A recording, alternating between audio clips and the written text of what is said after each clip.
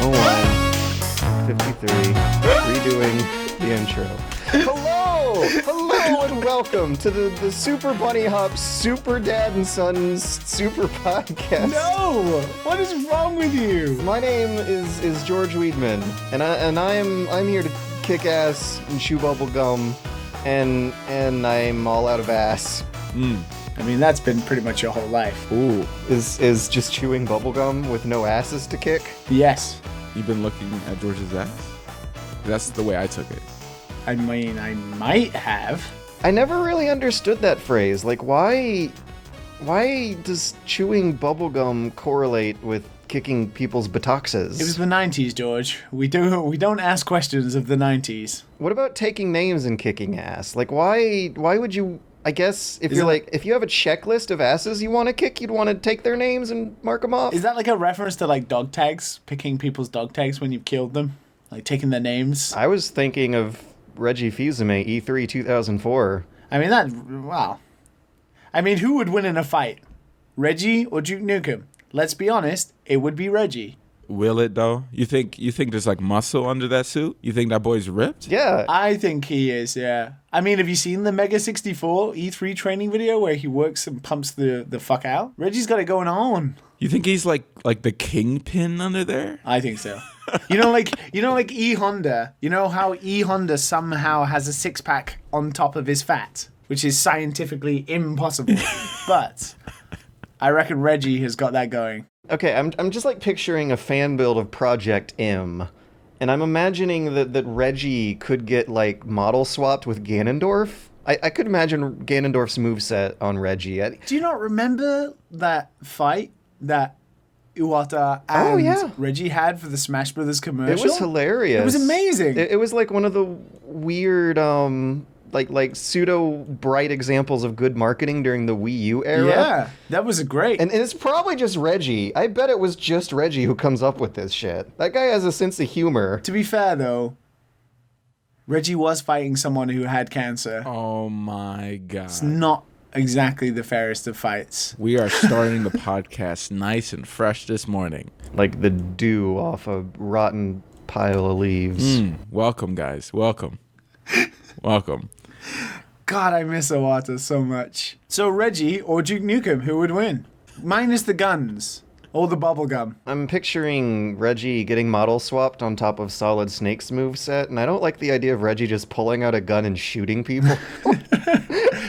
It's not very Nintendo, is it? I mean, I get that he's all about taking asses and kicking names, but somehow that doesn't seem to like fit his comic style. I feel like he would be like kind of like Mike Hagar, like jumping around, but instead of a pipe, instead of a steel pipe, he has like a Wii Fit balance board that someone has just like left. That he couldn't sell? Yeah, he couldn't sell. It's just left in like a stock room somewhere in America, and he's just picked it up on the streets.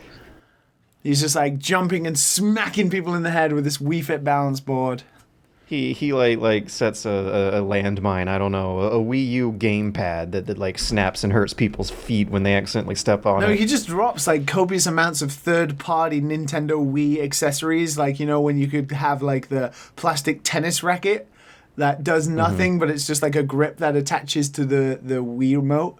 Like, he just has like copious amounts of them that he just like drops all over the floor for people to trip on. His down B reflect move is him like pulling out a NES fitness pad and deflecting attacks just like by whipping them back like Mario's cape. And he has like a Morning Star that on the end of it has just like a GameCube, just like a purple GameCube that he swings around on the end of a Morning Star. Which Nintendo executive do you think would fit with Mario's Smash Brothers moveset? What real life person, I'm going to broaden the category, what real life person would you want to see model swapped onto Mario in Super Smash Brothers Project M? If I'm honest? Yeah. You. Just like a short, stubby version of George wearing Mario's hat, running around throwing journalistic degrees at people. Because they're so plentiful and cheap and sharp and hurtful. So easy to get a hold of. Matt could be like Who could Matt body swap in Smash? Matt strikes me as a fox kind of guy. Yeah, I would say that. Like sleek. I can go, sleek and fast. like a sleek laser pistol firing, jacket wearing badass. Really? Yeah. Fox? Yeah. The guy that all the pros want to play. I don't think you'd be Fox. I think maybe you'd be Wolf. No, you'd be Falco. You'd of course be Falco. Oh my god. Living in the shadows. Living in the shadows and always like Fox. firing like annoying quips at people. Like, nice one, George.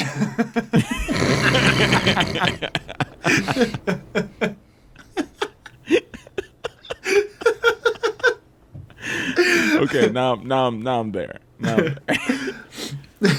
You take this one. I'll take the one behind me. Nice shooting, jackass. Jesus. When does Fox say that? No, No. when does Wolf say that? Falco says it. Falco, but I don't. They're all too furry for me. I don't know. Oh wow, furry. Speaking of another good Nintendo advert, that Star Fox one where they used the puppets for Reggie, Iwata, and Miyamoto, that was a good one too. I'm wondering who's responsible for this. I don't know, but those I wanna Wii U see- era ones were pretty good considering it was better than most of the actual games they put out. I want to see a Danny DeVito mod swapping out Mario with Danny DeVito in Project M or Wait, something. Mario? Yeah. Why Mario? It's going to be Wario, isn't it? For Danny DeVito. Danny DeVito could be either. I mean, they're basically like bizarro clone brothers of each other. It has to be Pikachu. I just want to see Danny DeVito like try his darndest to do a Mario impersonation and be like, "It's a me, Mario." Yo. You know, that is kind of more of a Luigi, Wario cadence. Why can't I? You just basically did an impression of Wario while pretending to I be did. Mario. I did. Isn't Wario supposed to be like an imposter, a sly trickster? Okay, yeah. Danny DeVito, you can be Wario. Who's gonna be Mario though? Huh? You. I guess I'll take the mantle. Yeah, I'll accept my You're loving Your true it, really. destiny. my blessing and my curse. I'll put on the hat. Wow, this conversation. I love how you guys get to be characters, but I'm just like nobody. I'm thinking you could be like a Marth or a Roy, like a handsome anime boy You know what? That makes sense. with a skinny sword. That make a skinny sword. It's like fly ass looking white guy living in Japan. You're totally like anime dream boy. Liam's you're not entertained, Liam. I mean, but everyone hates like the Fire Emblem characters. Really? Well, I mean, doesn't everyone hate you on this podcast?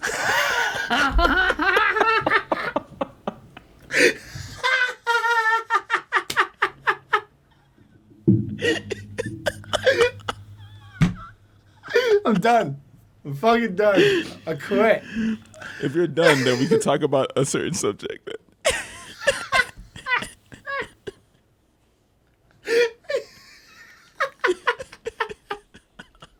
Well, all right. If we're changing topics, if we're moving on from everyone's most beloved and most hated imaginary Smash Brothers real life person model swaps. Well, George. Well, You got one? we can segue straight into. I mean, everyone hates the Fire Emblem characters. Everyone hates me, and now Nintendo are gonna hate me even more because I haven't really been playing any games this week because I've been too busy making one. Ooh.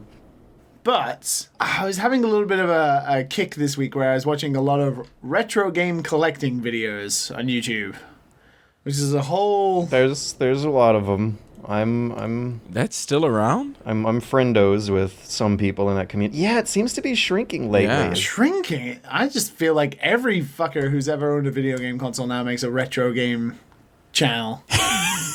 And those numbers are gonna decrease as time goes on. Oh, I had a Nintendo 64 when I was 6 years old.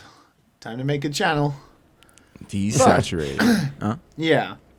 But anyway, I was watching because I was like, I was thinking like, I kind of want to get back into maybe collecting some stuff. I had fun last year collecting like Game Boy Advance Japanese games, and that was fun and playing through them and stuff. But I go through leaps and bounds of whether I'm enthusiastic about doing it and actually playing the games. And I was I was in my local book off, which is like a secondhand sort of video game, music, and manga store here in Japan. Not the tool off. No, not the hard off that you're thinking of. Oh yeah, the hard offs. Those were my favorite. Yeah, no. My favorite thing about Japan was all the hard offs. They're pretty much everywhere. all the same chain, but mine is a book off, so it's mostly manga. But it has a few video games in there, and it had a Sega Saturn. Nice. Which is a console I've never owned. Not a lot of people did. Not a lot of people did, but it was only $30. Right? Mm-hmm. And they had like 15 games there, all for $2 each. Ooh. So. And I stood there for about 30 minutes. Did you buy them all? And I didn't buy anything. Oh. So what's the story? So the story was, I couldn't justify spending $40 on a Sega Saturn. But I was still like in the mood to like play a bunch of retro games without spending money on them. And I've never been someone who has emulated games ever. Ever? Apart from like fiddling around back in like school computers, like putting... I don't understand you people. Like, I just never have. I've always either played the games boxed or I actually owned the copies or borrowed them from people. You've never been like a 12-year-old with no money who discovered emulators on their mom's computer? Mom's computer? What? Your mom played emulators? No. I mean, well, it was her computer. It's not like I mowed lawns at the age of 10 and bought a computer. I mean, of course, I've obviously had emulators before, but what I'm saying is I've never really, like, used them a lot. I've, like, downloaded them and played through, like, Super Mario World a few times or Link to the Past or something like that, right? It's so nice, though. I know. And they're very convenient So to nice. have. And I did buy a Raspberry Pi before I moved to Japan with the intention of making it like a set A retro top box. retro Yeah. box. Yeah. But I never got around to it. But I was thinking about, I have this Super Nintendo Classic, this SNES Mini that I have, that I've played. I played Super Castlevania 4 on it recently, and I've played like a few games on it. But I was like, I'm kind of done with the 23 that's on there, because it's the same top 10 Super Nintendo titles that everyone talks about: Super Metroid, Super Mario World, Super Punch-Out, Link to the Past, all that jazz. But I kind of was like wanting to dig into like some older stuff or some more unknown stuff, so I was kind of like, oh, maybe I could download an emulator on my laptop and give it a go. And I was like, well, that's super cumbersome because I don't really like sitting where my laptop is, and I want to play things on my TV. So I started reading about hacking and modding the Super Nintendo Classic. Now you're going down the hole. Now I'm going down the hole. And it's such a nice hole. Oh, it's so much better than all the other holes. You say that because I expected it to be quite an arduous task. Oh, was it not? Was it easier than you thought it would be? But I can tell you, I both modded and hacked my Super Nintendo and put an extra 45 games on it. Yeah? In 25 minutes. Yeah, Whoa. good job. You're breaking down the barriers of media ownership and education. I, of course, Okay. own all of those copies physically. I'm sure you do. Yeah, like, Captain Commando, which is like a $400 box game. Of course, I own all those games. A world of retro historical knowledge, really, is now available to you that has previously only been available to people with a lot more money than you. It's true. It's true. I never understood what the problem was with emulation. Oh, well, because companies want to make all their money, It's which technically is, pirating, isn't it? a valid point, but at the same time, I think it also empowers a lot of kids to learn important skills early in life and history, and kind of sort of evens the balance board. And you know what? I'm just going to go out and say that right now, that it's a necessary balancing force to the world that helps kids of lower classes like pirate productivity software and like movie history and textbooks, shit that only people of like the upper middle classes and above can really afford to throw at their kids is stuff that pirates are throwing at the world's children for free, and that should be a beautiful, valuable service that I don't know. I think there's a valuable role that it fills as one that capitalistic institutions can't. It's difficult because with stuff like the Super Nintendo Classic and also previously like the Virtual Console and the eShop, Nintendo was still actively selling these things, which are their IPs and their copyright, for money. So you are technically pirating. Oh, yeah. It's not like Turbo Graphics titles that no one sells anymore or whatever that and it's historically also, are going not to like disappear you're in unless emulation. It's third like world country where you can't buy these things anyway, Yeah. which I think is another perfectly valid reason to actually... Yeah. I mean, I'm with you, but I also see the other side of it. It is, a company actively selling their product to people still now, and then people are just... And they're still making their money with it just fine. Yeah, they are, but it's like anything. Video it's still game theirs. sales are still breaking profit records, even though they're, overworking their people and fleecing their customers with microtransactions that Yes, but I will admit, are potentially illegal in some countries and U.S. states. I downloaded this tool. What was it called? What was it called? It was called Hakichi 2. And it's a Hakichi, that's cute, I guess. and it's a freeware piece of software that you literally just open up, or you download it, and then you open it, and then you tell it that you have a Super Nintendo Classic, and then you conveniently dump the ROMs from your physical copies of the game. Right. To the computer. Yeah, that you own That in you your own, other and that I have room. In another dimension. Purchased with my real money. Yeah. And then you add them into Hakichi, and then you connect the Super Nintendo Classic to your PC, and then you dump the kernel that it's currently got, and it downloads a new kernel to the console that is all of the original games. Like, it's the same as what's on the system currently, but then it adds all the ROMs that you've dumped from your physical copies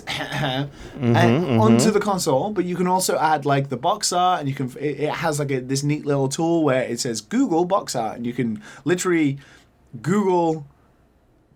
press the button that says Google, and it will show you like pictures of the box art, and you can choose the box art. So it all presents very nicely on the Super Nintendo Classic menu. And then you have I currently have 45-ish new games to play. But it was like I was looking actively for games you stole them. Wow, you're a stealer. Fuck you. Where do you live? Oh my God, let me call the police right now. Are you gonna come after him and repossess the ROMs? We know what kind of companies are coming after me, and I don't want Nintendo to be alongside other unnamed companies knocking on my door. Does the company start with an R? Sir, can you please exit the building with the ROMs above your head? I swear to God, if they come after me, I'm taking you two down. I'm taking you both down with 21, 51. Figure out how to make this sound better on Liam. All right, moving on. No, just leave that cut in. Leave that cut in. Yeah. But I was looking for games that I've not really played before, because obviously the ones that are already on the Super Nintendo Classic are like the go-tos that everyone's already played. A Link to the Past, Super Metroid, blah. The games they still make money with. Yeah. So I downloaded games like Illusion of Gaia, International Superstar Soccer Deluxe, Lufia 2, Rise of the Sinstrels, Mega Man Soccer. I don't know why. Wait, what? The Battle, March of the Black Queen, which is a really good game. Pocky and Rocky 2, good games. R-Type 3, The Third Lightning, which is a good R-Type game. Super Turrican 2, Tactics Ogre. Ooh.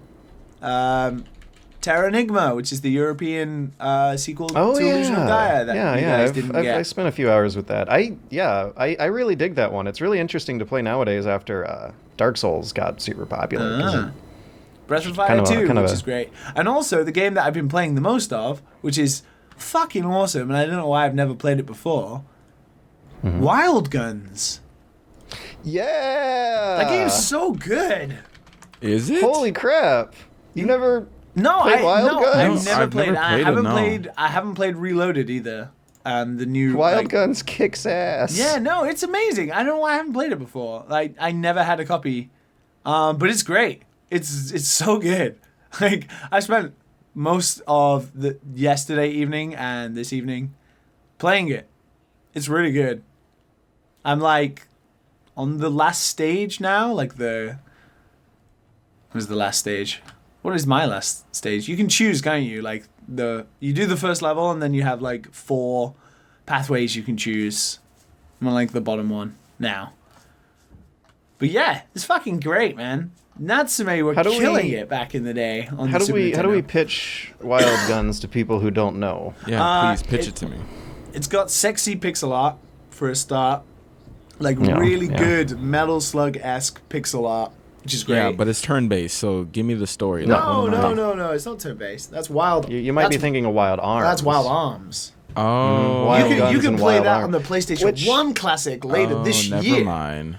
If you hack it, maybe. Does Wild Arms come on the PS Classic? Anyways, they're both like weird cyber westerns, so confusion is understandable. Wild Arms is like a shooting gallery game where... No, Wild Gun is the shooting game. Yeah, Wild Gun is the shooting game. The shooting gallery game where you have like a cursor on the screen, but your character is also on the screen and he moves left and right with your cursor.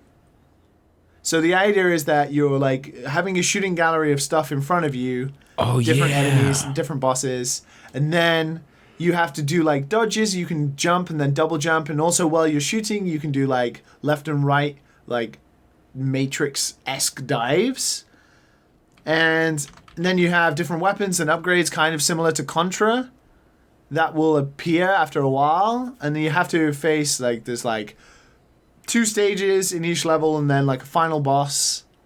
It's great. It's real good. It feels really nice. Really feels up with bullets. Yeah. And you're like constantly narrowly dodging all of them. You can play it multiplayer. You can have 2 people. Fill the screen up with even more bullets. And the pixel art, the character designs are hilarious. Yeah, the pixel art is great. Like, it's this weird, I don't want to say steampunk, it's literally like robots in the West, but it isn't steampunk. And I love the girl character who has like Annie. a big hoop dress and a giant hat that just flops around, and she still does all the dodges and the flips. It's really good. Like, I'm enjoying it a lot at the moment. I want to finish it soon. Which makes me sad because I just want to keep playing it. And then I might actually just get the reloaded version on Switch and play that. You know, owning physical copies of stuff and everything.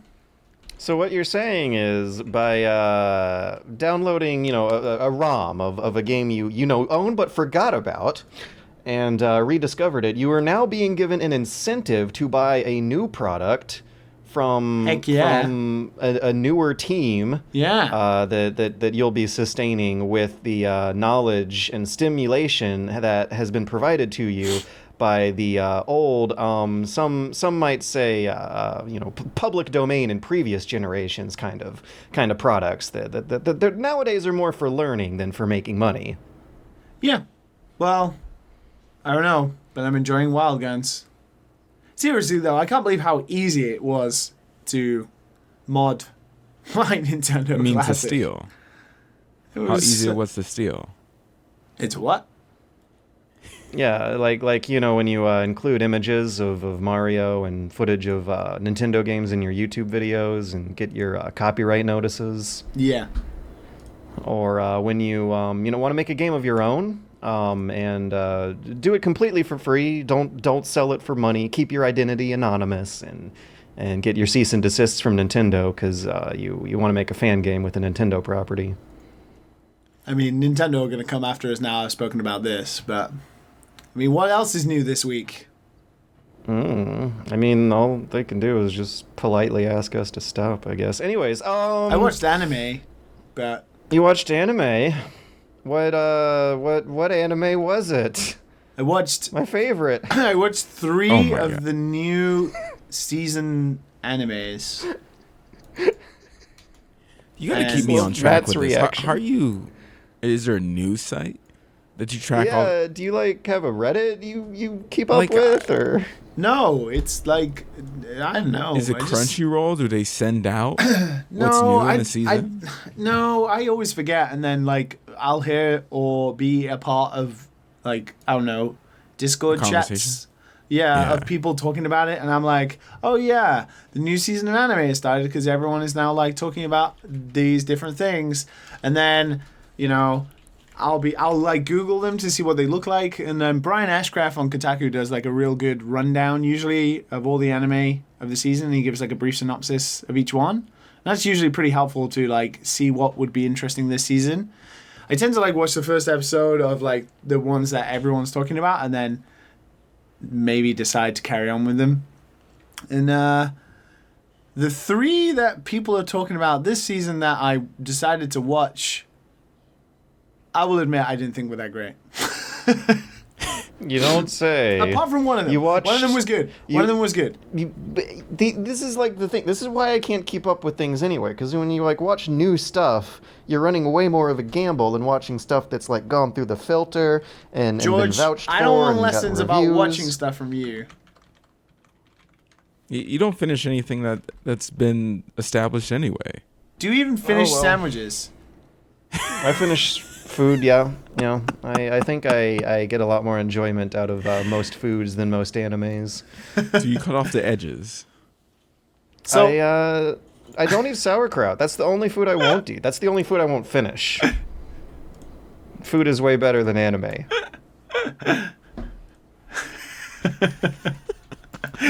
Okay, so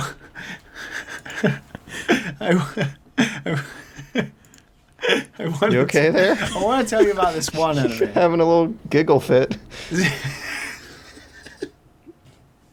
Yeah, which anime is it? I'll quickly brief everyone because the people the sons and the daughters and the dads and the mums out there who listen to the show watch way more anime than we do because we constantly get recommendations, so they'll probably know what I'm talking about anyway. But for the ignorant who don't know, I watched one episode of the one that everyone was talking about because it's super just over the top, and that's called Goblin Slayer. Okay. I wonder what that anime is about. It's exactly what you think it's about, but it includes goblins raping women. Oh my God! Oh, Jesus Christ! okay. Wow, you jumped from No, because it's literally about slaying goblins, but those goblins are pretty nasty and it's pretty brutal. That's not anime. Right? We're all fine with slaying. I don't know. Do you know you what? said that's not anime, but I've seen a lot of anime. Do you know what isekai play is? out like this. Do you know what isekai is? Do you know what the genre of isekai is? Because that seems to be every fucking anime at the moment. Isekai is started because of Sword Art Online, the whole being inside of a game, living a virtual life. Yeah. That's what isekai anime is. So this is kind of another one of those. And then on top of that, there was another one of those called Tensai Shitara Slime Dataken, which is an anime about a guy who gets stabbed in the street and then dies and then gets reincarnated in either another dimension or a game, I wasn't 100% sure, as a slime, from Dragon Quest. No way. So he's like the easy early enemies. Yeah, so he gets reincarnated as this slime. But I can see where it's going, because immediately in the first episode, they establish that he has the power to absorb anything and then gain the knowledge of that thing and then copy himself into it. Does he still have his old memories? Yeah, well, he kind of wakes up and he's kind of confused and stuff, but he remembers being stabbed and that. Yeah, that's It's like the pretty confusing fast-paced thing into about it. And he meets a dragon reincarnation. immediately.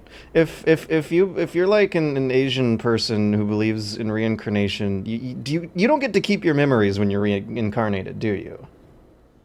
I've got no idea. No, you don't. You're talking about in real life here, right? Like what happens when we die. So if we're all gonna be reincarnated one day, guys. But we'll have like animal instincts and not our memories of civilization and art and how to build machines. Some of us will be trees. Some of us will be slimes. Mm-hmm. Yeah. Some of us will be toilet water. Some of us will be thrown in the trash. Wow, depressing episode today. Some of us will slowly return to the elements of the Earth with which they came from before the inevitable sun engulfs planet Earth in like 6 billion years. In which case, I guess we'll all be the sun at that point. We'll be reincarnated as the sun here on the Dad and Sons podcast. Where do I even go from here? You were talking about goblins raping people. Yeah, and then I talked about slime reincarnation. Okay, I'm a little curious about the goblins raping people. I'm morbidly curious. Of course you are. Okay, so am I, because my cousins just left, so now I can talk about hentai. So what raping? What is going on? Yeah, what are you talking about? Fine. I'll fucking get into it then, because the other thing I wanted to talk about, which is way better, is about a skeleton who's gay who works in a bookshop, which is way better. But that's not Goblin Hunter, right? So it's an isekai anime. It doesn't establish in the first episode whether or not it's like in a game or it's like medieval era fantasy. So what happens in the first episode is incredibly brutal, so you assume that it's not in a game because the characters seem to be having a pretty horribly nasty time. And obviously if they were game characters, people wouldn't care. But it doesn't portray it like that. It portrays it very much as these are real people getting fucked up. So what happens is you have like this white mage who wait, you're not gonna go through the experience, are we? No. I'm setting the tone for what you'll understand because you've played games before. You have this really early, low-level white mage who joins up with this really cocky group. Why has it got to be a white mage? Of like a warrior and like a red mage and like a monk. Why has it got to be a red mage? Right, and they're all super low level, and they say to the quest giver or something. Keep going, George. That they're gonna go and slay some goblins. And the quest giver is like, well, fucking good luck. You're all like platinum level losers. For some reason, platinum's the lowest level and silver's the highest, which doesn't make any sense. But they go to the goblin cave and they realized that goblins, although goblins are really small and kind of weak, they have big penises. They'll fuck you up. Oh, okay. They'll fuck you up. So then they get into a fight with the goblins. Well, Matt, what have you got on your mind? Yo, hey, listen. I'm trying to figure this out. I'm trying to figure out how you're calling this anime, and there's a rape scene. This is weird. Okay, I'm telling you, there's a rape scene. But you also said this is a virtual reality game. No, that's weird. Yeah, so man. it's like a rape scene in a video game. Feedback, or they're jacked into the game, so they feel this happening. It's isekai anime, so it's like set in a game. Like that's the genre, like Sword Art Online. Yeah, but they have a real world too. It's a no, they don't. Reality but game. The thing is, they don't show that in the first episode. So it sets it up like it's not a game. And I'm still unsure whether it actually takes place in a game or not. It's just along the same vein as Sword Art Online. I think it's like a dark fantasy, so... Oh, I guess it's not a light fantasy. I mean, obviously. Right, and there's like a white mage who pisses herself because she's so scared. Wait, what? Yeah. Wow. Eventually, so anime I guess is just going to be a reference. I'm to literally everything. trying to like pause the anime so I can send you a screenshot of like what. Good. I am. I think good. Why I'm am at I the torture always the guy You know what? who porn. Make does a this? GIF, Liam. particular. While you're at it, just make a GIF. Why not? No, you know my laptop can't handle 3 programs at once. What are you talking about? Everything just breaks. We can't even use Discord because it breaks my CPU. I'm literally sending you a screenshot, okay? Just hold it. Are you gonna post porn in the Discord again? I mean, it wouldn't I be the think first so. time. I think so. It would. I am. Put that Oh on my god! the general chat. Don't put that in the host story. I'm gonna put this in the guest Post it on shit Twitter. post. Send it in the mail to your mother. So for anyone who has watched Goblin Slayer, they will know what I'm talking about, and now you guys will pretty much understand from this picture now. All right, check that baby out. Oh, so I guess it's not hentai because she has clothes on. It's not hentai. Like when they rip the clothes off, you don't see anything, but you know full well they are raping the woman. So Oh. what's the age demographic you think they're targeting with Like- Goblin Slayer? I guess like seinen, which Is is this on after school? Like kids are coming no, home no, and no. watching This is like- goblins have fun? No, seinen is like 20 plus male. Like What- the JoJo audience, the Berserk audience. Ah, Okay, so where does this come on TV? How does anime work for mature anime? I don't know when it comes on, but I would imagine in Japan it would be like the 11 o'clock at night showings. on like a special channel. No, it'll be like Tokyo MX or something like that, which is, pretty standard. Really? Yeah. And that's right, they Yeah. censor everything anyway, so it doesn't really matter if something Yeah. was shown. It's just implied rape of a goblin. Oh No, my by God, a that- goblin. Oof, okay. I think we've talked enough about this. This is so it's Switching gears Weird. very quickly before we move. very quickly too. I really want to hear about the skeleton who is gay. Gaikotsu Shotenin Honda-san, Huh? which is a comedy manga that's only 10 minutes. Every episode is only 10 minutes long. And it's about a skeleton named Honda-san who works in a book off. He basically works in a book off where Waiting to give someone a bone. No. He just answers manga questions from gaijin. so dumb foreigners who don't understand the complexity. Yeah, dumb foreigners. It's incredibly racist. Because they put on like funny accents for all of the characters. Wait. So you're saying the black people sound really messed up? Like, hello there, skeleton-san. I would like to buy this hentai. Like in the first episode, it has like an old guy who wants to find tentacle hentai for his younger daughter. Why? Younger? And like Honda-san freaks. Yeah. Why would Yeah. you give that to a daughter? I don't, because it's implied that the old guy, because he's a foreigner, has no idea what it is. Like he just gives the name to Honda-san. So he doesn't know. Is there a Okay. black guy? He kind of no. I think he also shows him a picture, but Is there a black guy? no, there's a skeleton. No. Is there a black guy that comes in? A black foreigner that comes in? Oh no, there's a black woman. Does she have big lips? Do they draw big lips on her? No, but she wants BL. She wants Does she- boys love. Does she look like the black guy from Dragon Ball Z? Mr. Popo? Mr. Popo. Mr. We've progressed a little. From A that. little. A little.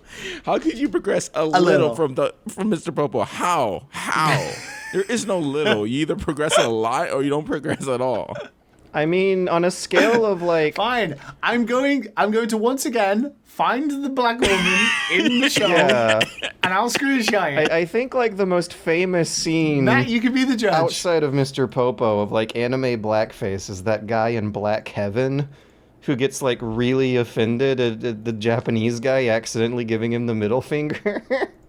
Remember that clip? Yeah, it's a lot of that basically as a show. It- No, she's pretty standard. She's pretty good. Oh, hey now. I'm firing over another. My God, Screenshot. we have know the what? lewdest Discord now. No, what's wrong? Oh, George, have you got something against normal black women? Well, I mean, Yes. I'm assuming that Yes. once you post the picture, it's going to be underneath this like censored for TV goblin anime rape thing.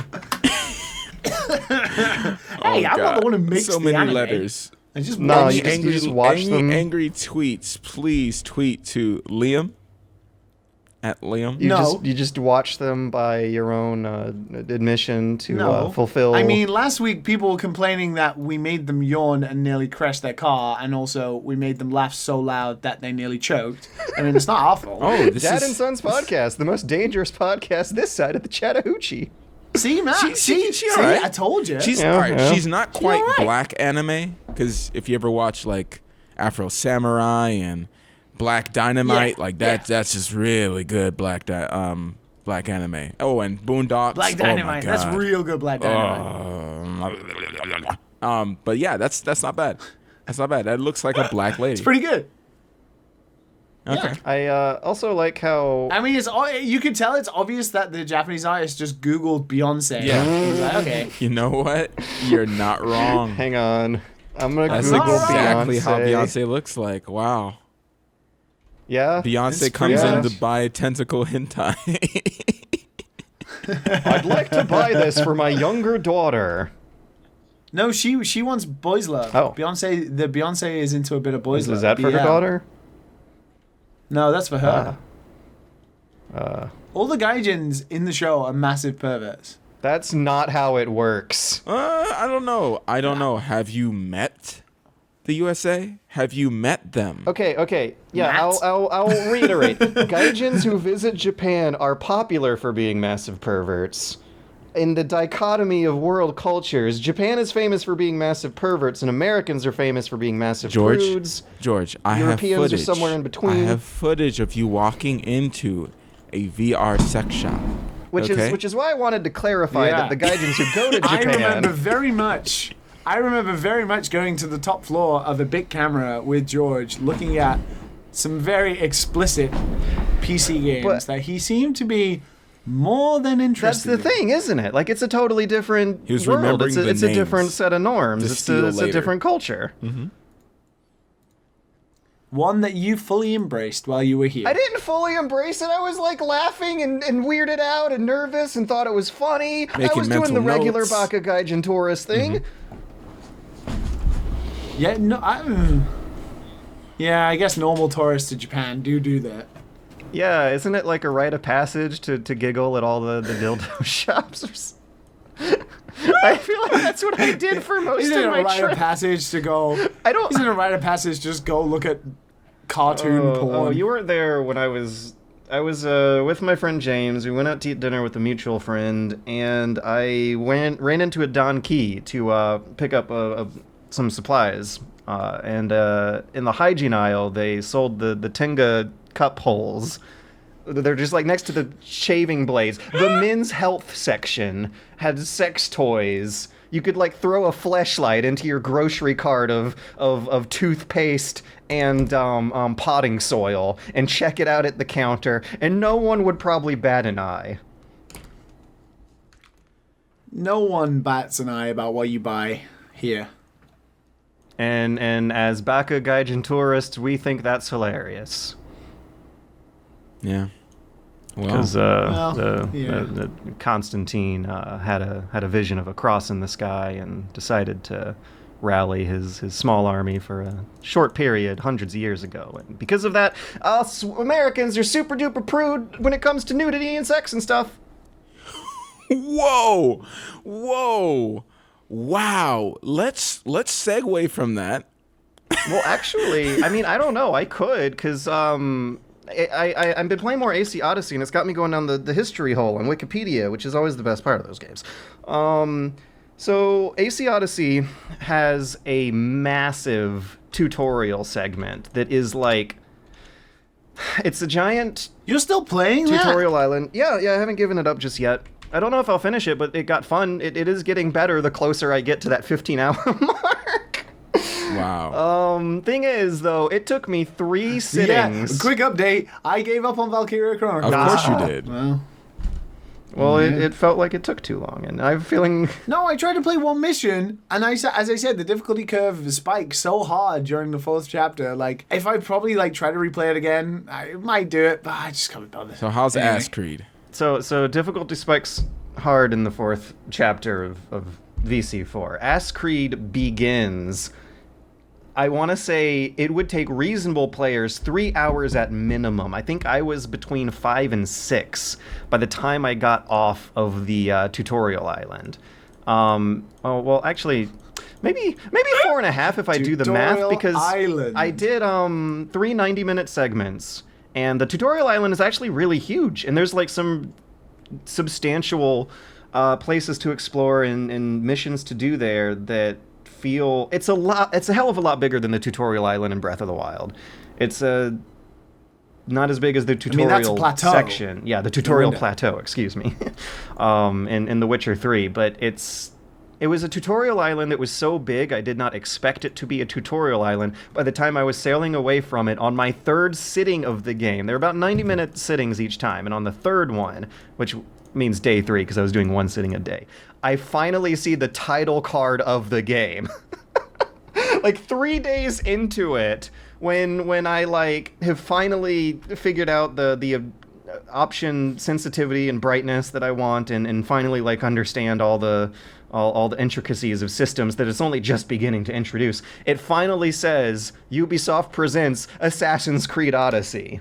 And there's finally a hook now. When you are sailing on the boat off that tutorial island, you finally have a hook that makes you care about seeing this character's adventure play out. It's an interesting story twist that, God almighty, they took their sweet-ass time building up to. But anyways, yeah, it's still really, really cool seeing ancient Greek cities rendered with Assassin's Creed production values. Everything looks shiny and new.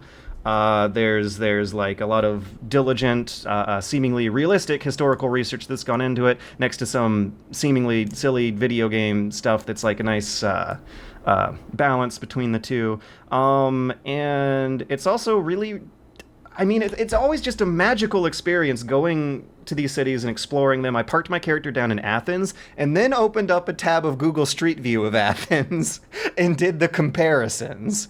And there are tourist photographs of the Parthenon and weird little gates leading up to the Parthenon nowadays, where the buildings are not, but the Parthenon still kind of sort of stands without a roof. There's nothing inside. But in the game, it's shiny and new. There's statues inside and piles of gold and riches. And it got me down a history hole on Wikipedia. And I've been reading a lot about the Roman Empire and European politics make a little more sense now. Because, I don't know, Liam, you can correct me if I'm wrong, but... Can I? Yes. A lot of mainland European politics is procedures handed down from the Roman Empire that still kind of is living as a political entity in the form of the Vatican. That is more or less the same office that the same pope from hundreds of years ago, when Constantine converted it over to Christianity, that is still operating out of the same place to this day, while Central European politics branched off of a lot of efforts from Germany to take over Rome, which finally happened in 400, and the thought of them being Gaelic barbarians kind of seems invalid when reading up on the actual amount of funding and tactics and political weight there was thrown around to make that happen. And I don't know, am I that far off from saying that? I don't know why I've never gone down the Rome hole before, but am I that far off for saying that a lot of modern day European politics is directly descended from the same politics that the Roman Empire was conducting its business with? Wait, let me just check my history degree. Pull it out of the That's shoebox in the closet. That's right. I assume you guys go through a lot more European history in European school than we Americans do. Yeah, but you can imagine. No, you can imagine exactly what history we learn about in school in Europe. In fact, it one war and then a second one. The two world wars. Yes, and that's pretty much where lies the end of it. Or sometimes you learn, if you're in the UK, you learn about 1066, the Battle of Hastings. But there is very little to learn. There is very little learning to do with the Romans and stuff, even though so much of the UK is about Roman roads, Roman ruins. Yeah. A lot of UK tourism is based around that, so I'm surprised we don't learn more, actually. So I'm going to just assume you're right. I mean, this is just one day of reading Wikipedia after a day of playing an old-ass Assassin's Creed game from a different civilization than the one I was even reading up on. It's Greek, not Rome. It sounds like you had more fun spending the day reading Wikipedia than you had playing the video game. But don't get me wrong, the game is getting a lot more fun. I've heard this said before, but around the time Black Flag came out, that that sailing in Assassin's Creed is now more fun than running around climbing stuff. They might be right. It's like, I think the most fast-paced, responsive, satisfying on a controller game feel level, naval combat, I think I have yet to play. Not a lot of games get naval combat right. I mean, they've had 3 games to get it right. They've had 3 games to practice. You can kind of tell. It's really weird that it feels better driving the boat than walking the human being around on ground. There's having your boats move fast makes a lot of the like tactical movements that naval combat is supposed to be about make a lot more sense. And like I remember playing Empire Total War where the naval combat was just 2 boats firing cannons at each other in spot forever because it would take so long to unfurl the sails and go. And in AC Odyssey so far, I don't have a sailboat, I got a rowboat, but they have such massive liberties with how fast this thing can go that it actually matters if you it actually matters when you decide to start moving in the middle of like a volley. There is time to react and rotate your boat and move your boat. And in most naval combat games, the boats are so gosh darn slow, which I guess is realistic, that the thrills aren't conveyed very well. I mean, the game's it's hard because the game is about assassinating people. Not anymore. It's like really not anymore. The past 2 entries to the game seem to be not really about that anymore. Yeah, the character... I mean, I guess that's not a bad thing. The character you play as has, as far as I can tell at this point in the story, nothing to do with the Order of the Assassins, which I guess according to the in-game lore and real-life lore is not due for like another 1,000 years.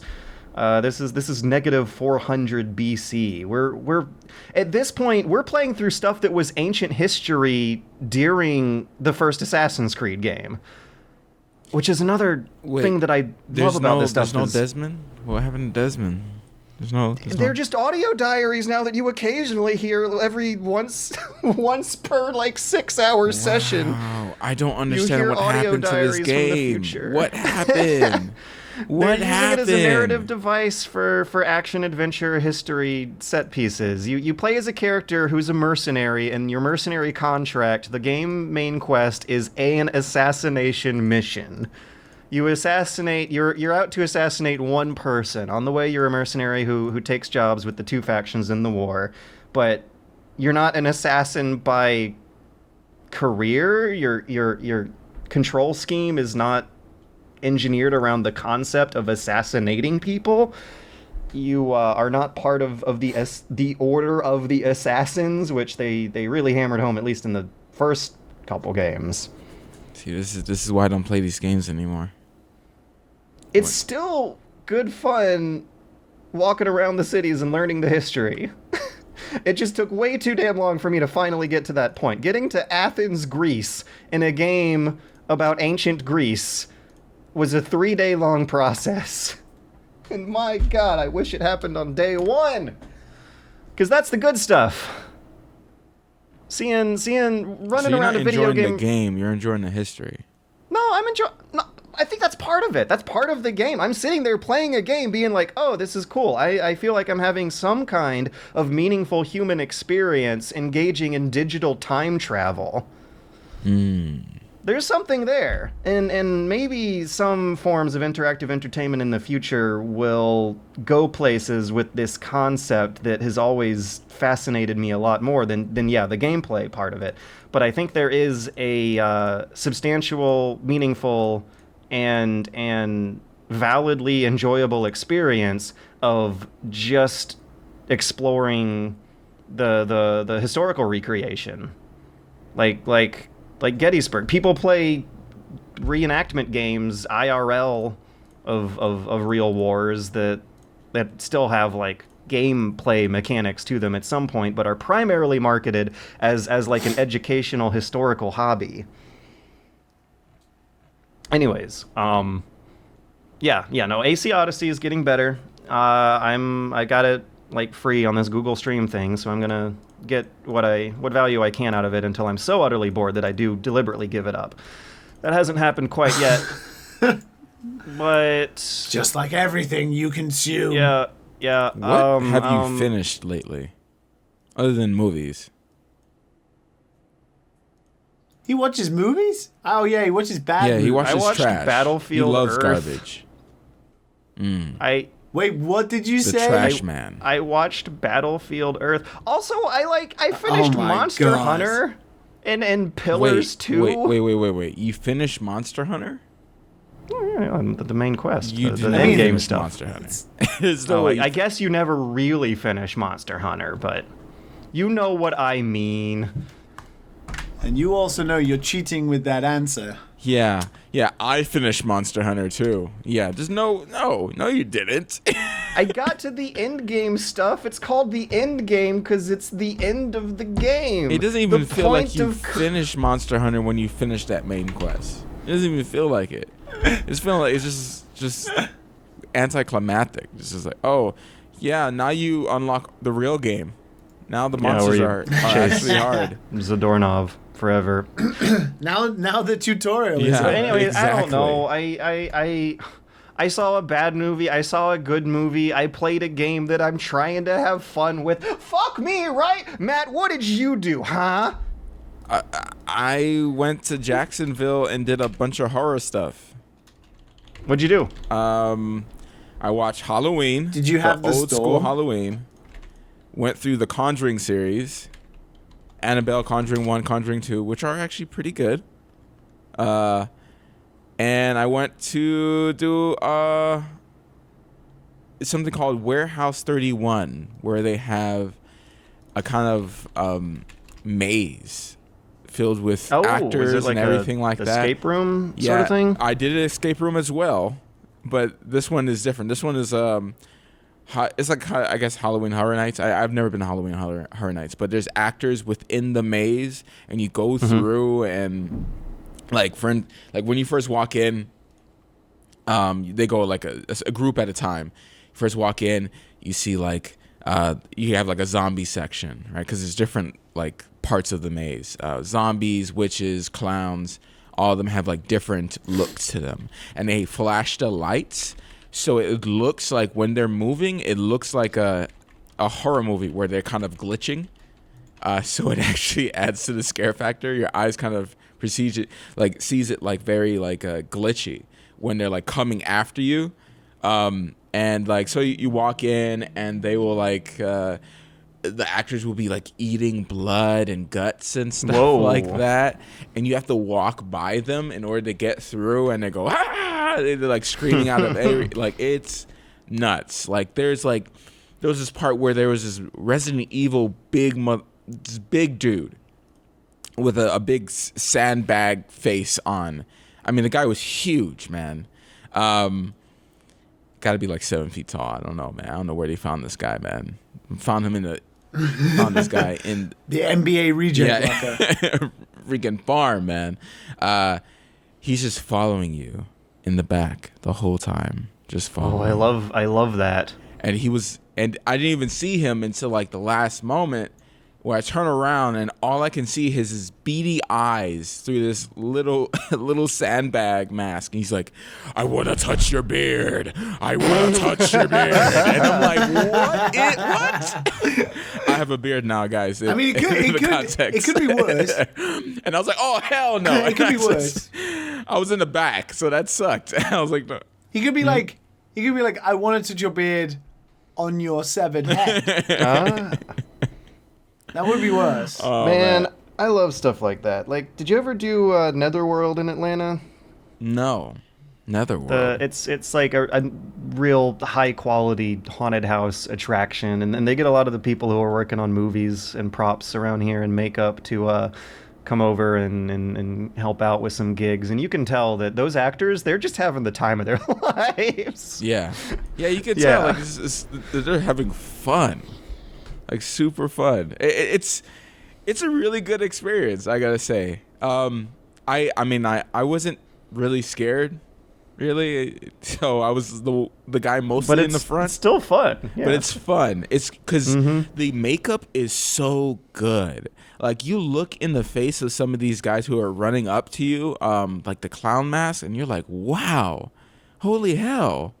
Like, that's really good detail. You know? It's kind of respected after a while. It also weirdly scratches my like gamer itch in a weird way, because it's like kind of a linear experience with set piece events, scripted events, if you will, from non-player characters who follow a script in front of you, but having that human to human interaction, the stage play, the theatrical experience to it adds something that you're not. Haunted houses, I'm not alone in this. There's a lot of Errant Signal diatribes he goes on about how haunted houses and amusement parks borrow a lot of like techniques and level design from video games in terms of like how to build a set that directs the audience's eye towards certain places. See, if you've never been to a like high quality haunted house, kids, sons, daughters, fathers, please do. Yeah, we're not talking about, the fair here. We're talking about something really, really ridiculous. Guys dressed up in full outfits, having, I guess, jumping from the top of rooftops to jump down onto a desk right behind you and scare you. Like, this is not insurance. Yeah. Like, these guys are doing some crazy stuff to get you. They're not sticking their head out. Ooga booga booga. I want to suck your blood. Ow, my ankle. I remember seeing this girl laid out with no arms and no legs, and I couldn't find the spot where she was connected to the body. I was like, wow, that looks really good. And she like smiled just a little bit. She was like, oh God, it hurts. It's the horrible pain. By the way, thanks. I worked real hard on this costume. But that also reminds me of the escape room. All day. I did this like casino 007 escape room. And when I walked in and talked to the guys, it felt like a nerdy place. I didn't know escape rooms were nerdy like that. That's like the same feeling that we got from like having like a game sense to it. Like the game master that we had was a DM. And I was like, oh, that's like, man, this sounds like Dungeons and Dragons. He's like, yeah, well, yeah, this guy's a DM, and so feel free to play on him and everything like that. And the way the escape room is set up is, you could, it's kind of like a huge puzzle, kind of like the games that you play on your phone. And you can ask for clues if you can't get through something. And it really feels like just a big puzzle in a game. It really does. You have like depending on the escape room you get like TVs and stuff like that, very interactive stuff. And I don't know, it's fun. It was fun. It was really good 4 days for me to kind of relax. And I still haven't done the escape rooms. They're good. They're good, man. And I bet I would have a blast. I would say I did casino, and it was a lot of math. And if you don't like numbers, don't do the casino. Wait, so do they like make you actually like weigh the odds and Yes. stake your claims? Well, like you kind of it's Oh, not that's all numbers, but cool. sometimes you have to count bets and stuff like that, and you have to learn So how the the games work. escape room did the James Bond casino themed escape room have gambling mini games? Yeah, well, no, you didn't actually gamble. You were trying to figure out, like, for instance, one of the puzzles where you had to try to figure out whose chips were 007s, you know? And they'll give you little clues. Oh, I've never played two hands next to the Frenchman, or blah, blah, blah, blah, blah. And you just had to figure it out through there. And, like, there would be little lock boxes around the room, too, and little keys stuck to little corners of the room. To secrets, it's nuts, man. It's There was a nuts. Zelda one in New York. I would love to do that one. Yeah, I would if love only to. they sent me tickets. I'd love to do that. Wouldn't love to pay a $300 plane ticket and a like $150 crappy hotel for that area. But anyways, Yeah, $1,000 just to experience escape room. Sounds good. all right, you guys got anything else you want to shout about? Oh God, I might. Halloween was funny to watch, but it wasn't scary. It's not scary. Wait, is that the I new don't one? think Halloween is scary. Maybe I think I've become desensitized to scary movies. I gotta admit though, Until The you Conjuring watch them in 2 VR. did get me. Dude, Did get me a few times. The old man scenes were it's just too freaky. It was super funny. If you ever watched it, the new one, not the old one, super funny, really good to look at, but it's just ridiculous. A lot of the scary movies nowadays, I feel like, are just ridiculous. I don't know. I saw Hereditary a while ago, and How was I was that? bored out of my mind. It seemed like a like slow moving, atmospheric movie you're supposed to watch for the cinematography. Like they were kind of trying to do a David Lynch thing, but the I don't know, technical execution wasn't there. For some reason, I was not into it. Halloween did the whole thing where every time something were to happen, you hear da-na-na-na-na-na-na-na. Every single time. You'll All just be right, I sad. know my joke then, because I want to watch that this year, this Halloween season with the GF. But I'm wondering if she might get too scared or not. Knowing that it's not scary though is probably gonna help out my cause here Yeah. when I pitch it. Yeah, I mean, yeah. Yeah. So it's good though. It's good. It's Yeah, I good liked time? watching it. I liked watching it. Hell yeah. I mean, because it's like a piece of history.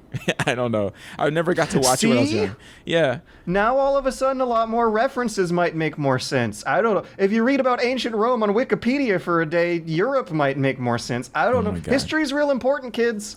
Oh my God. Yes, absolutely. Stay in school, guys. Don't smoke weed. smoke weed every day. And with that conflicting, double dissonant advice, we have to leave while also staying. We are going to leave for a break, but we're going to stay on the podcast, and you, our beloved listener, should as well. Are you a CEO, CFO, or other executive facing these or similar charges? Why should you go to jail for a crime someone else noticed? You don't need double talk. You need blah, blah, blah. Blah, blah, blah. No habla español. Hello and welcome back to the Dad and Sons podcast, where we do all our intros at least twice.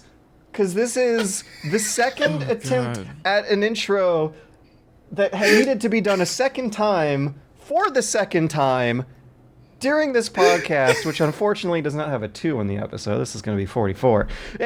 Anyways, hey guys, have you turned on a PlayStation 4 entertainment device over the past few days? I have not. I do, George, but guess what? I don't have any friends, so I don't look at the messages. I also used mine a lot, and I have a lot of friends on my list, but I quickly set it to private as soon as that happened years ago, and thus have not had to deal with this problem that normal people apparently have had to deal with. Wait, I need to reiterate that. People with friends have had to deal with. Wait, let me reiterate that. I mean, that's their fault for having friends. People who have PlayStation Network video game friends. Okay, there we go. I think I've now narrowed down the demographic enough to a representative sample of a realistic portion of population. Everyone who plays Fortnite. People who play Fortnite on the PS4 were receiving messages this past week that they have been claiming are straight up bricking their consoles. Apparently, there's a string of text that if it goes into the PlayStation's friend system and then has to be read on the other end, will put your console into a never-ending loop of crashes. During the initial first few days, the fear was that it was going to straight up brick consoles. As people later found out, apparently you're able to fix it by deleting the message in particular on the PS Mobile app, going into safe mode, using option number 5, and then your console should be back to normal. They're going to be releasing a firmware update that are going to be patching this message soon in the future. Right now, the official UK PS support Twitter account recommends that method I just described. But this is ridiculous. This is like something from a 90s hacker movie. Yeah. Oh no, I looked at the message and now they have control of my computer. They're jerking into the mainframe. Wow. Chrome had a similar exploit. Apparently there's a URL that crashes Chrome if you plug it in. How does this happen? I would really like to know. People are mean. Yeah, I assume people are mean. People find out what security vulnerabilities exist, but what I want to know is why the hell does a security vulnerability exist when in like the text input form of your message boxes? Why the hell does it always happen to Sony as well? The bigger you are, the more people want to take you down. Yeah. That's why Macs don't have viruses. I don't know. It only seems to be them having like massive security doesn't? flaws. Remember the PSN fucking Oh, yeah. outbreak? The But wait, did you couple just years say ago? Mac or something else? Yeah, I said Massive. Massive. Oh, because I'm like, Massive. yeah, no, Apple has... They were the fappening. They have huge security vulnerabilities that got exploited. Anyways. I said that's what people think Macs don't have I mean, viruses. just don't trust technology. And Windows do, because the majority of people use Windows. Suck it. Yeah, so the majority of vulnerabilities are probably going to be found out on the Windows platform versus the others. Hacking Zoom would be a waste of time for the two people who would be I guess I'm affected just by going to play that. video games on my Microsoft Zune now. Does it have like an Arkanoid clone or something? play anything There's on at that least brick. Arkanoid and Tetris. Dude, I don't know. Back in the day when I was in high school, Snake. people were playing Doom clones on their iPods, like just with the wheel. The scroll wheel was their only input method, and some. I guess you could call To be them fair, that hackers. scroll wheel was found a pretty way. bitching for like Arkanoid clones. Yeah, it would be great for Pong too, as well. What? Isn't it weird that was such a outstanding and familiar control scheme for so many years, and now it's It's non-existent. gone the way of the Greek pantheon. It was such a I miss my popular Nano.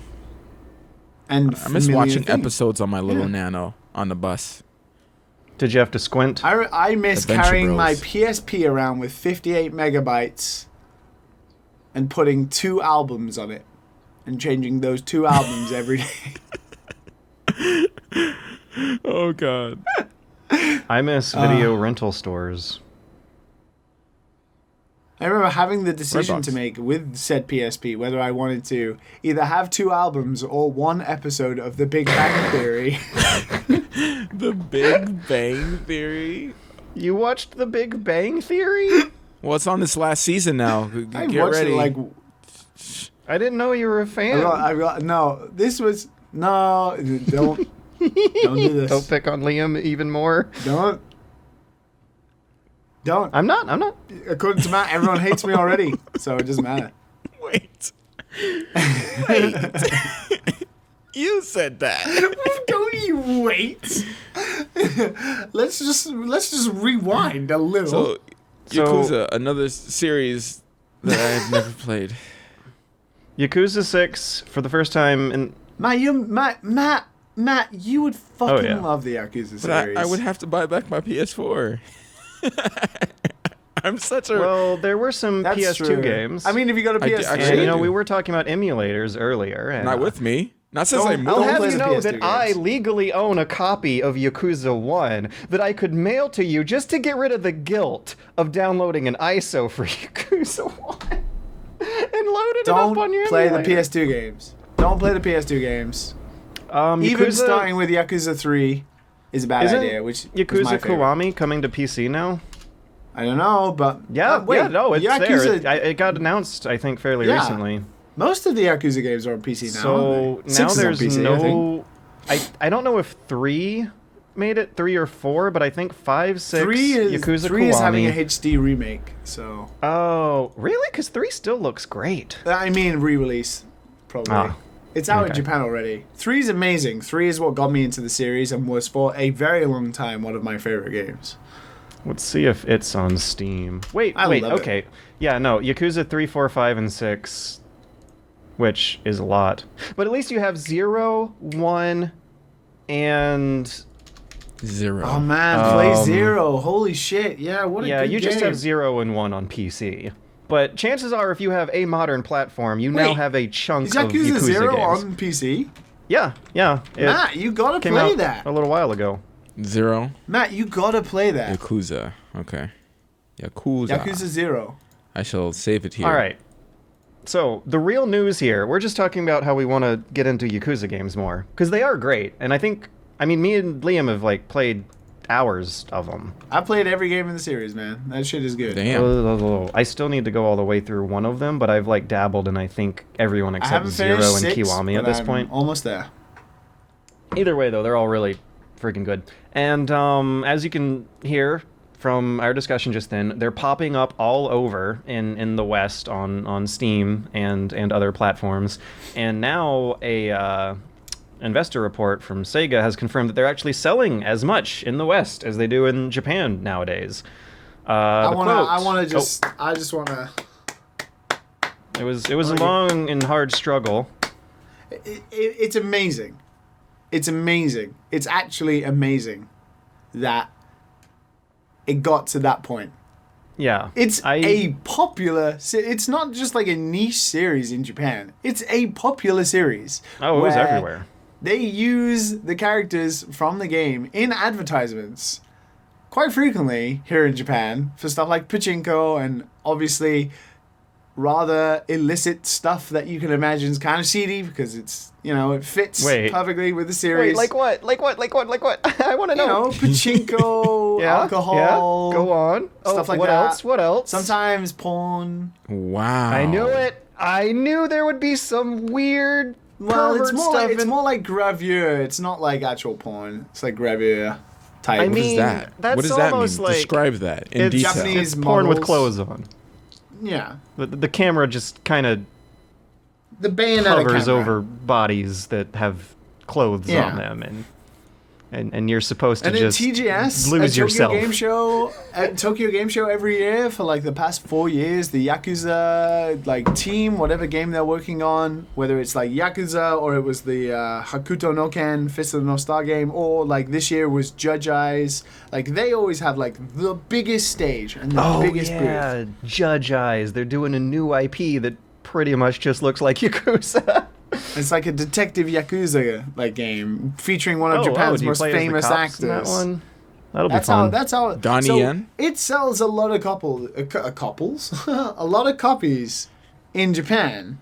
For it to sell in the West, considering it is not a straight up game about being a Yakuza. It's like the quirkiest, most off-brand, weird ass shit at times. It's glorious. It's so good. So I'll put down So- Poe just to play some Yakuza. Yakuza. The official quote is, in Yakuza 6, The Song of Life, although the main character is played by the legendary Yakuza and set in Tokyo and Hiroshima, it has sold as many copies overseas as it has in Japan.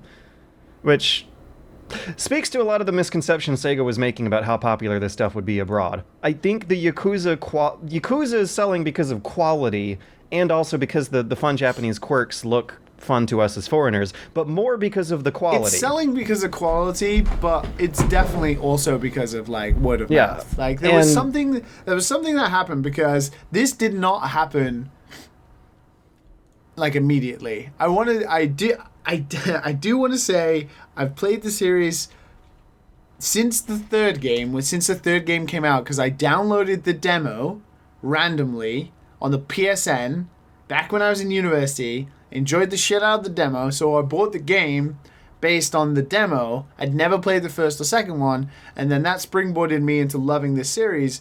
And then even with 4 and 5, the series still wasn't that popular.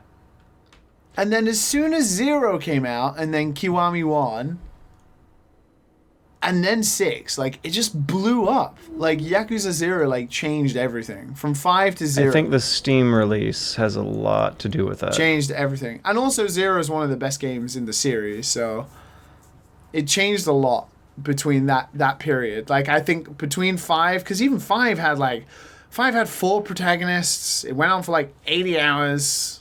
It was full of weird stuff. But then 0 was kind of a bit more streamlined, was a lot more character focused, and then that just, all of a sudden, everyone was talking about Yakuza. It was awesome. It's really cool to see.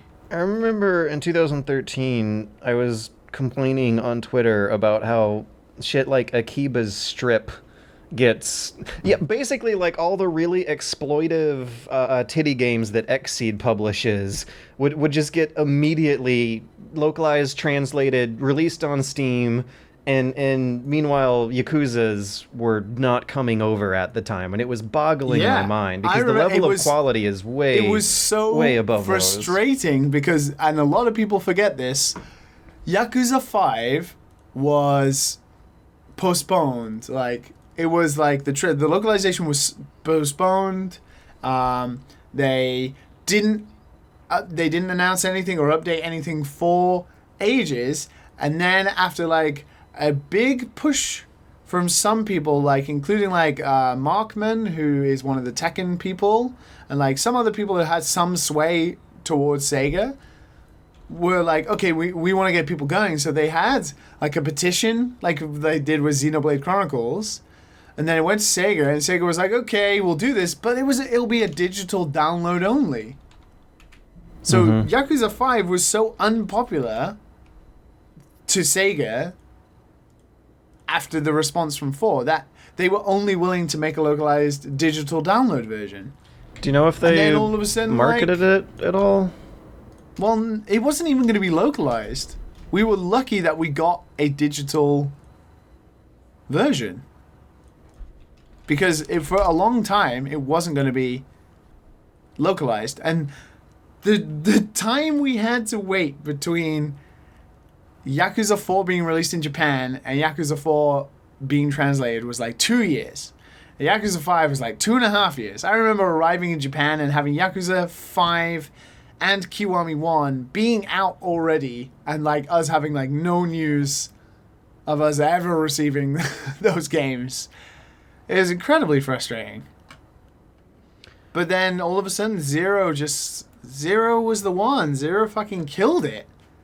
And got super high scores, did really, really well, sold really, really well, and everyone was talking about the series. And then Kiwami 1 came out, and everyone played that as well. And then 6 did really, really well. Of course, 6 is one of the highest selling in the series, so... Yeah, I think the Yakuza series is here to stay. I mean, how many numbers do you think they're going to tack in? You know what? I kind of like the idea of Dead Eyes. I've always wanted like more spin-off Judge sequels. Eyes. Judge Eyes. I've always liked the idea of spin-off sequels better than like numerical sequels that go as high as 5 or 6. This is a very different game. Judge Eyes is very, very different. How so? Because I haven't really read into it besides skimming trailers, but I am interested quite because I like the Yakuzas. It's kind of like a more of a detective story kind of thing, and features a completely different system. There's like, you have to dress up in disguises and do like old Assassin's Creed, blending in with the crowd and following and tailing people and stuff. Is it? Do we know if it's going to be the open world sort of thing, like Yakuza does? I Because can't I think remember. that'll Maybe. like really be the definitive feel if the game feels like a Yakuza spin-off or an original IP, is if you like have that big neighborhood to run around in and talk to NPCs and stuff. Because I mean, the fighting looks like Yakuza. The setting is, of course, Yakuza. I mean, it's just Japan using the same engine. But the main character is like a really Japan famous Japanese simulator. actor from SMAP. Well, he was formerly of SMAP. Wait, soft map, isn't that the porn store we went at? No. Soft Map is different to SMAP. They were a famous like male all member band that broke up Also, earlier this year. I remember soft map as being a porn store when it's really not. It just has the porn floor at the tippy top. Anyways. We're going to move on to a audience interaction game show segment called Dad Den.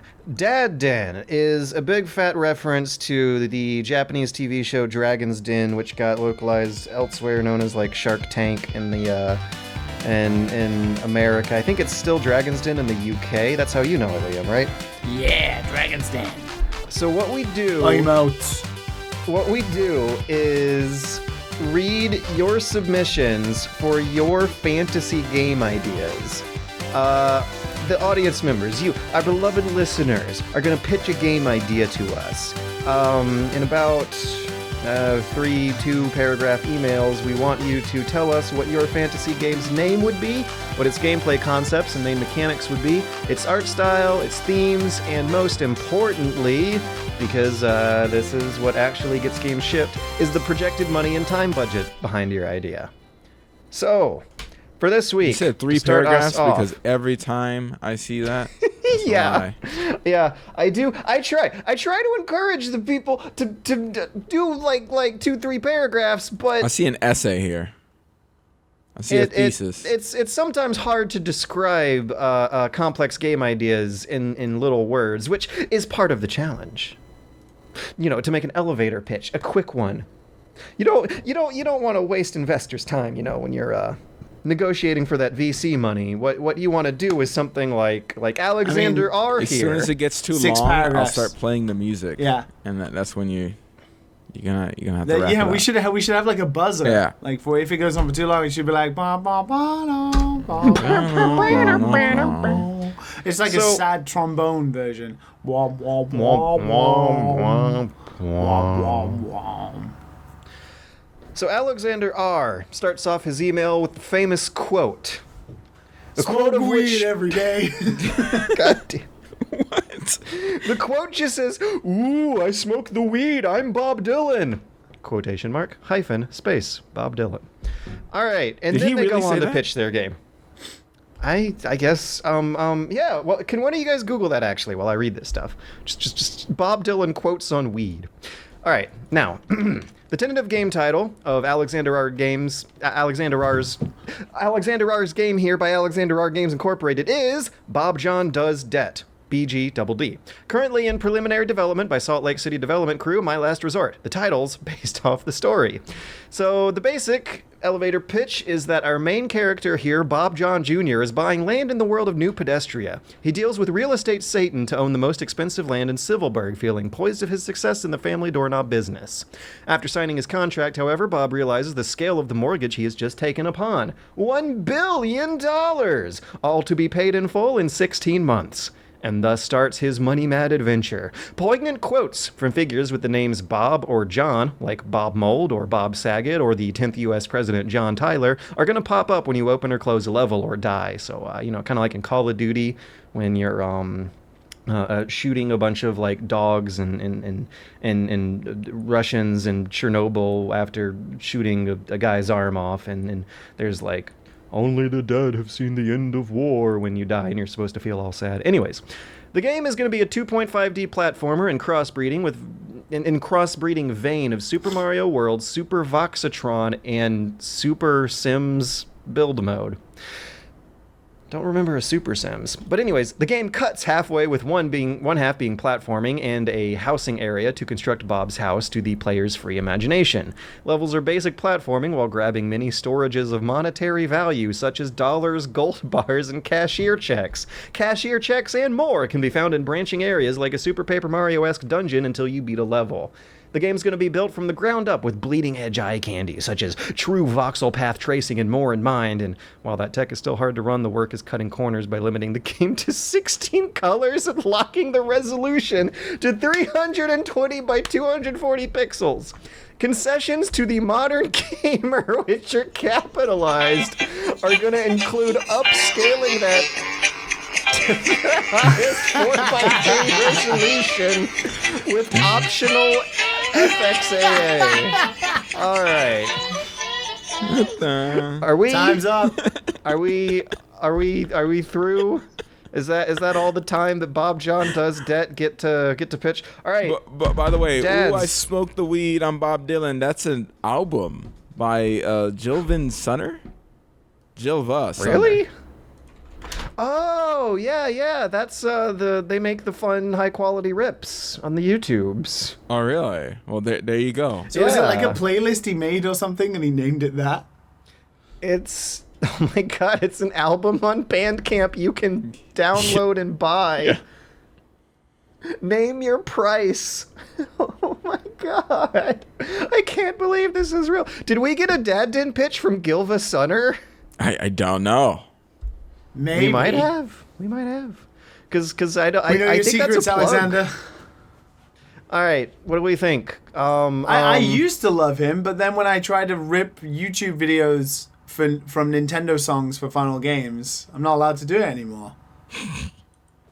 I mean, that's not Gilva Sunner's fault. Oh, well, I'm just going to blame him. It's his name attached to the video. So yeah. Do we have any further questions? Any thoughts? What do we think of Bob Johns does? What is the game? It's a platformer, but 2.5D platformer in a cross-beating vein to Super Mario World, Super X, But it's Super about Sims re- build, but cuts out, but don't be allowed to imagination. Oh my but it gosh, doesn't make any Twisted. sense because Busta grabbing Rhymes. many storages of monetary value, such as dollars, gold. So it's like Storages of monetary value. That's it's basically Wario, the Wario Shake It dimension or whatever it is. Wario Shake It. someone who describes money as storages of monetary value is someone who Seriously, might have be you, on some like- Bob Dylan weed. Seriously, have you seen Wario Shake It dimension? I will look it up right now. Shake it. Wario Dimension Land. Wario. It's not Shake some weird dimension. thing, weird anime. Don't worry about it. hentai thing. I know you like me sending you shit. Yeah, but don't yeah, worry. This you're time into it's that stuff, safe for Liam. work. Seriously, it was a Wii Shake It game that no one dimension. played. It was pretty great. It had amazing 2.5D art that was all kind of quirky and imagination, and it was all about Wario getting money. Well, isn't the that same- what life is? It's the same game. So Minus the- was there the house customization aspect though? Because I think that's I think Minus the the most, American aesthetic. the fascinating twists here include the I don't know who house the building 10th president mechanic, is. the 320 by 240 resolution, the true voxel path tracing, which later on in the time budget they clarify that to reduce expenses, full color voxel models and maps akin to Ace of Spades are going to be made to cut out the cost of texture, mesh work, and whatever the hell UV mapping is. Animations are done with threadbare keyframes with mirroring. Game music is limited to .mod tracker files. As of now, our current prototype is a gray voxel blob in a void, so a few more programmers would ease the pain of working with unsupported technology. Yeah, you're probably going to need those. Yeah, I would think so. Chirp. I don't know if we feel... I'm gonna say. I don't know kinda- if I even I'm able to comprehend, let alone comment. I kind of just feel like throwing the money at him to see what happens. I I'll give feel you a like dollar. this is a wild card submission. This is some true venture capital we're gonna do here. This is a company that might not blow up for quite a while, but I see the ambition here. I believe they have high growth potential. They might want to completely change their idea and style and creative limitations of a game that is currently a 320 by 240 image of a black voxel void. But you know what, kids? You got spunk. You got spunk. I'll let George give you the money, and then I can just watch. Well, we got $1 from Matt, right? You got a dollar. Yeah. You can have $10 from me. You can have 10 times Matt's investment. Wow. Okay. Wow. So we're doing that. Okay. And you know, I was like talking about it earlier. Let's see if they like pirate all their production software, then maybe we could make this work on I'll throw in a 20, you know, for catering. Well, you got a dub, you Catering. got a tenner, and you got a buckaroo. You got a dollar bill. Dollar bill, y'all. So $31. Oh my God, Warehouse 31. Oh my God, Halloween. Oh my God, it's October. It's a conspiracy. Yeah.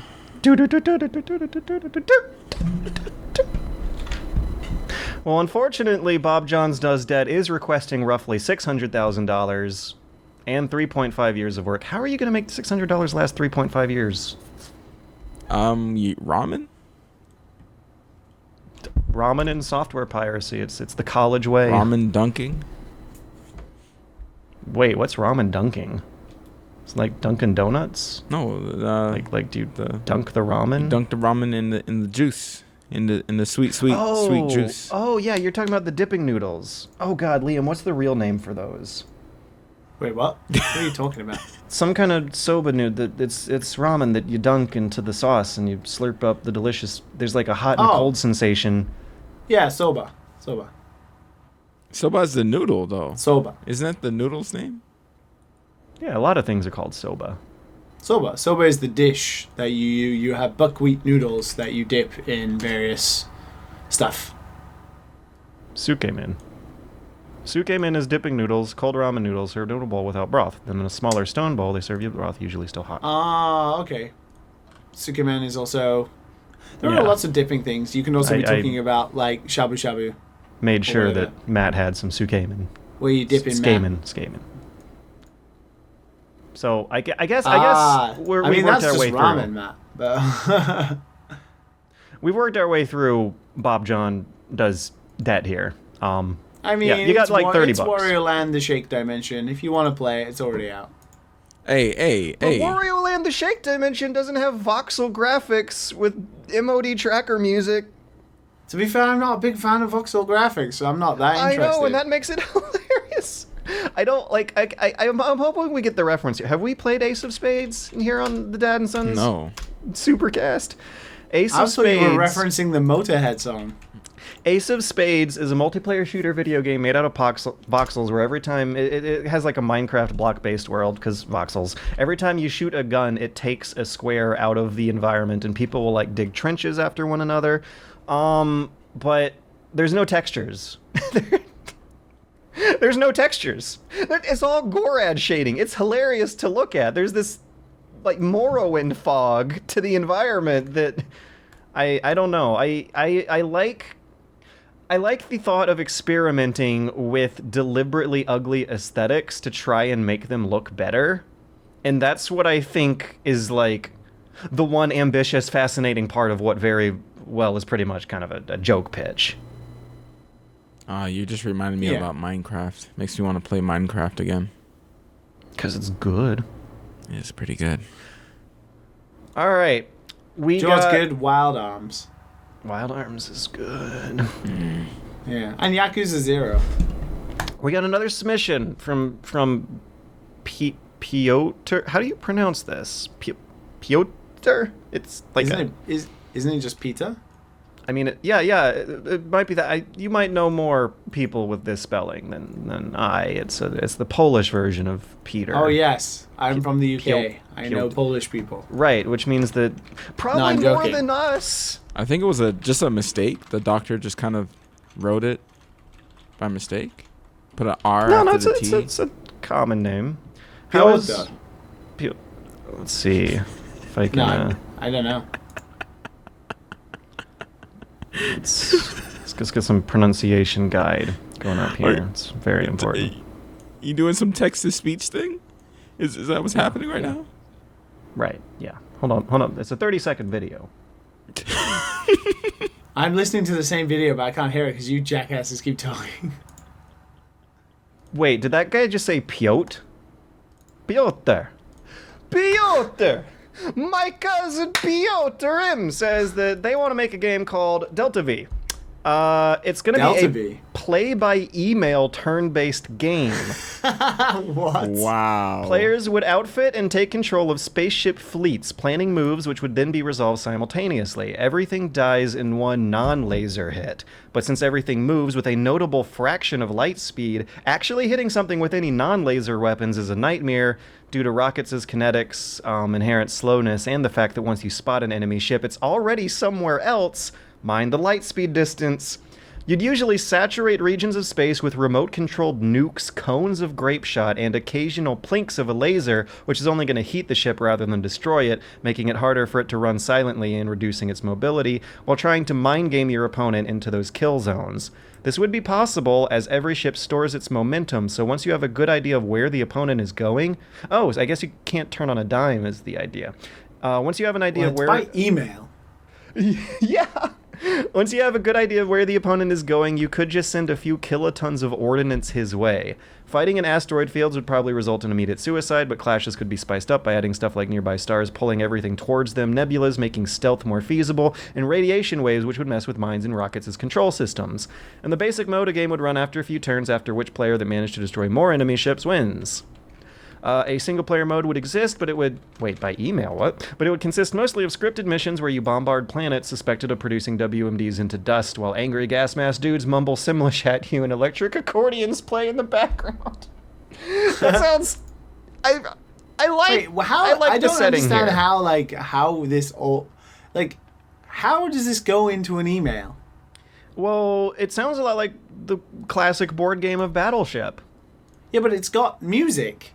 And UI. Oh, yeah. Maybe and it other has like stuff. a interface shell that you open up and it just sends the moves via email to the other players. Is that less like efficient Facebook? than... Is this... Yeah, like cheap netcode? This that is a still game that wouldn't should be be on by Facebook, email. basically, right? Well, it sounds fun, though. So this is our first Facebook game. Do you know what it reminds me of? It reminds me of Subterfuge. Have you heard of that game? What's Subterfuge? Subterfuge is an iOS game that is a real-time strategy game, but it takes place over a week. And so you have to play it the whole week? You each control like submarines, and you have like maybe 4 to 10 or so players, and they're all in the water. And then like over a couple of hours a day, you can make like a couple of moves, and you can sort of see the paths of which the other players will take. And then the next day, you then sort of plan accordingly, whether you intercept them and stuff like that. It's like a almost turn-based, long-form That game. sounds really neat, and this idea sounds really neat. I think the play-by-email thing, yeah, we can have a lot of questions about that, but the logistics of spaceship combat when the spaceships are going at or near light speed would be really fun to wrap your head around in a strategy game. Because like you said, like even if you see the ship, they're going to be in a different place. Well, it's like turn-based as physically well, in so reality. it would be like so you'd be doing a lot of math. You'd be seeing them one turn behind of their actual strategy. So you'd constantly have to be thinking in terms of like a future that you can only imagine that becomes real during the results of the following turn.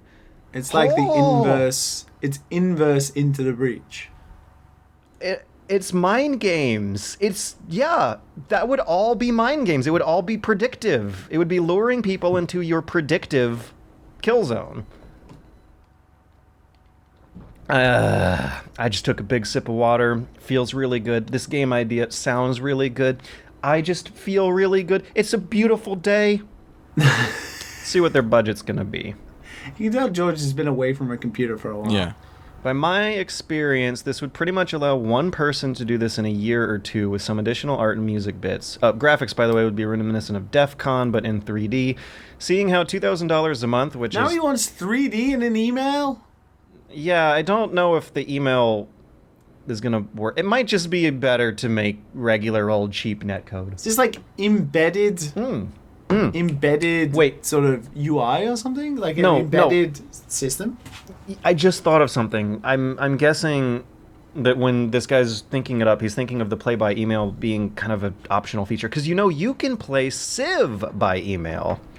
Wait, what? Yeah, people do it. They have That's like like finally a communities game at my pace. who will like make tools specifically set up for sharing Civ save games from multiple players who don't want to sit down every day but just want to do like one move a day, But isn't then that move on like with their lives. downloading isn't that different? That's just like downloading a save file, importing it into a game from an email, then uploading it again. Which is still play by email, which is But it's actually not- how a lot of but games it's throughout not- history have worked. But it's not a play by email game like Peter Puitone is proposing. How is it not? Because it's the very first thing he states. So I imagine his suggestion is that this game is controlled entirely via making turns in an email. Which I don't think would be a great idea. No, depending on the embedded technology in the email that allows you to interact with the game. I mean, if it's turn-based and it's in an email, it could be quite... I mean, he does say it's 3D and has music, so it's a little difficult. Yeah. But you can embed anything these days. Fucking... There are 100 podcast RSS feeds out there that have embedded Dad and Sons all over the internet that we don't even know about, so... But You can can embed they do 3D games with music? Yeah. And PS4 But just the game got itself hacked. sounds handle really the Dad fucking and cool. Sons, you can handle 3D. PS4 got hacked through email too. So, No, it was a PSN message. That's not email. That's different. so text. It was a message. So, Can't wait to hack people's ships. He wants $2,000 a month, and then clarifies $3,000 before taxation. So does that mean $2,000 or $3,000? I mean, the employers are. He doesn't gonna live be in California, paying the total let me sum tell you either that. way. $2,000 a month buys you a comfortable living in wonderful land of Poland. The cost of Ooh. production would be somewhere in the $46,000 to $90,000 range, including cost of a few electric accordion tracks and some art. What's the deal with the electric accordion? I'm gonna quickly search this out. Electric accordion, because I want to know what that sounds like, so I can close my eyes and envision Piotr M's Delta V. did you change his name? I'm pretty sure that's not how you pronounce it the first time. Piotr. Whatever I'm hearing right now doesn't exactly seem well suited for far future light speed Oh, wow. space combat. But I'm gonna throw it in anyway to help set the mood. Oh, this is good. This is good. Oh my god, I want to play a turn-based game with this type of music. This is kind of helping me make decisions. It's a little soothing. It's more soothing than I would think the intensity of the setting, which I guess is so far in the future and so disconnected very soothing. from the violence they're committing against each other is gonna convey. I'm enjoying this. All right. So, speaking of enjoying things, how much do you enjoy Piotr M's idea? I mean, it's play by email, so no one's gonna play it, but I'm intrigued by it. Oh, Yeah. I mean, you know I'm right. Sounds like a cool idea. you just No one's gonna tossed play that it. out. I'm No, looking up but, play by email stuff right now, and there's no games available for me to join. There you go. There's not many people talking about it. These posts are from like 2011. The concept of playing by email, I think, has been kind of obsoleted by internet technology that have developed since. But people do. Like, there are communities of, like, Civ fans who will do it, and it kind of sort of harkens back to the long tradition, hundreds of years old, of playing games of chess through mail. You, like, send each other your next move. You mean play by, like, mail, like actual mail? Regular mail, yeah. Before computers optimized and obsoleted a lot of that, multiplayer gaming still existed in some form or another, in some way, since the dawn of time. All right, so yeah, what do we think? Hard opinions. Is yes, that water? No. I mean, is that really water? it seems pretty cheap. It was water. It was water. It's 12:58 p.m. I wouldn't be drinking this early. See. He assumed I was talking about drinking. Well, why would you question whether or not it was water? No. You made the assumption. I did not. You asked the question.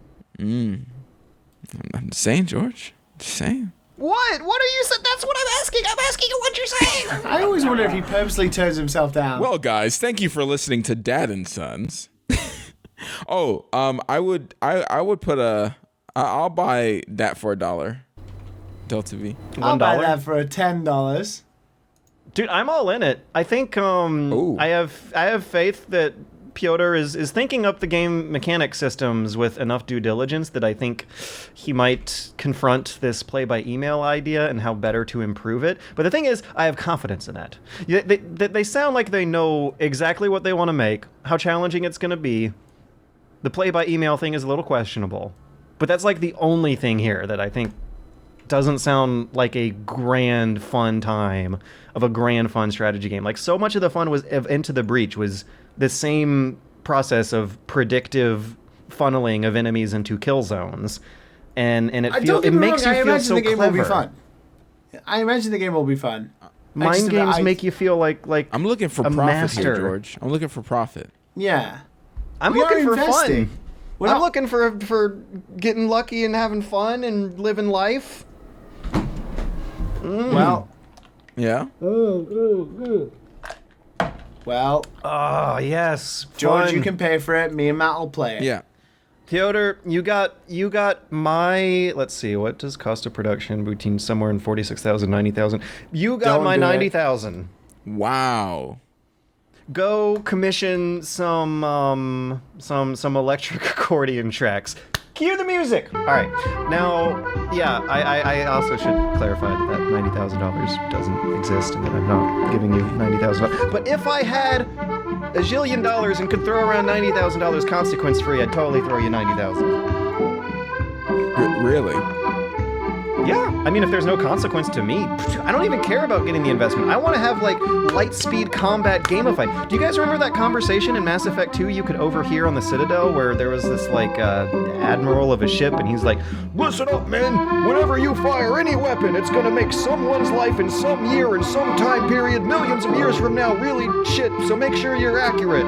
Because that's the idea. The projectile weapon just keeps drifting through space forever. And I do like that.